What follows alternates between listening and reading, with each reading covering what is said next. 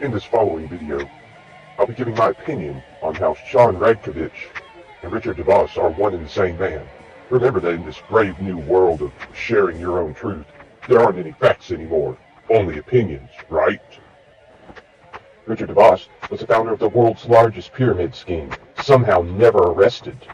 Sean Rakidzich is a Airbnb entrepreneur who became rich out of nothing, just like Richard DeVos's story, and he wants to tell you how you can too, just like Rick DeVos. You are a part of something that transcends all the details of your business. It's a part of demonstrating that free enterprise works, that somebody can start with a $50 sales kit and build a large business. I started this with about $4,000 about 5 years ago without ever using my credit.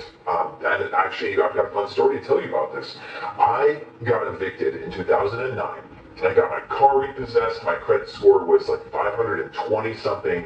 And I started my own company in 2010 in the middle of that disaster. Sometimes you can't choose when your opportunities come, right? So I went down to Corpus Christi, starting this business that works with newspapers. And long story short, I needed a place to put my sales employees and to live myself when we expanded into California. And this is when the magic happened.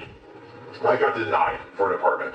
Dun, dun, dun, right? And yeah, you have an addiction on your record, you can't get a place a lot of the times. And my credit score sucks. What do you think the positive messages you write about in the book can do for people who are victims of this current economic crisis?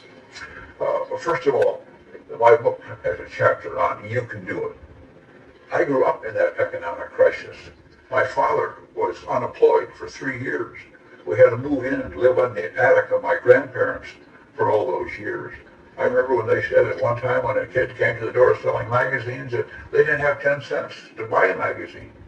So I grew up in that atmosphere. But you see, my father, despite all that, always said to me, you can do it, you can do it, you can do it, you're going to be great, you're going to do good things. And he had developed a positive attitude, even though he himself had not had great success or achievement. He had a good job, and he was a sales guy, and he represented General Electric for many years. So it wasn't like in his later years he did do okay, but he never achieved what he had hoped. And so he was always my cheerleader. What would you say to somebody who today, because of this crisis, lost all their money, lost their job perhaps? What would you say to them?